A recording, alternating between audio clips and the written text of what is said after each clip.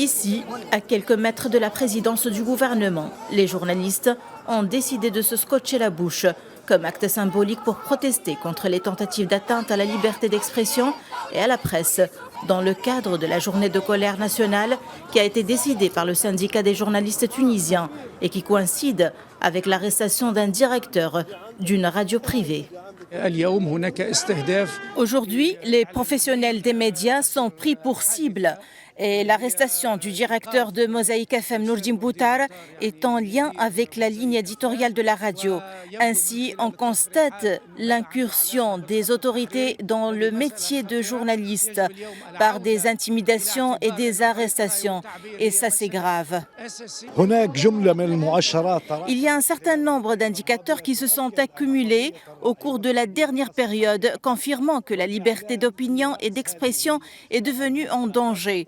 Il faut dire que la seule bougie qui reste encore brillante après la révolution est la liberté d'opinion et d'expression. Une journée de colère qui vient aussi dénoncer la gestion maladroite par le gouvernement du dossier des médias confisqués. Pour les syndicalistes, l'État est responsable de cette politique qui vise à affamer les journalistes travaillant, surtout dans les médias confisqués. Avec le gouvernement actuel, la porte est complètement fermée. Le gouvernement a refusé l'exécution des accords conclus par le passé. Et c'est voulu. Le gouvernement cherche à intimider les journalistes. Il existe de nombreuses institutions médiatiques en Tunisie confrontées à des conditions difficiles et des journalistes sans salaire depuis un an. Il y a ensuite la menace qui pèse sur la liberté de la presse et d'expression en Tunisie, et ce à cause notamment du controversé décret 54. Plusieurs journalistes et blogueurs ont été auditionnés sur la base de ce décret qui criminalise l'atteinte aux institutions de l'État.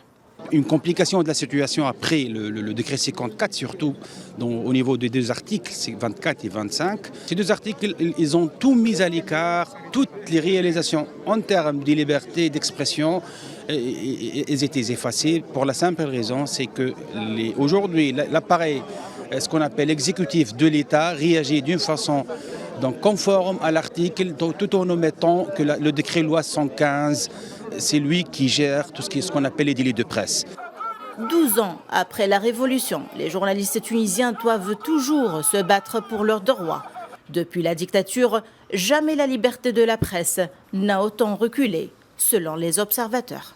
Les journalistes tunisiens sont plus que jamais déterminés à défendre la liberté de la presse, dénonçant ainsi les tentatives d'intimidation et de fabrication d'accusations pour faire plier les médias. Depuis Tunis, Najwa Becha, pour Média.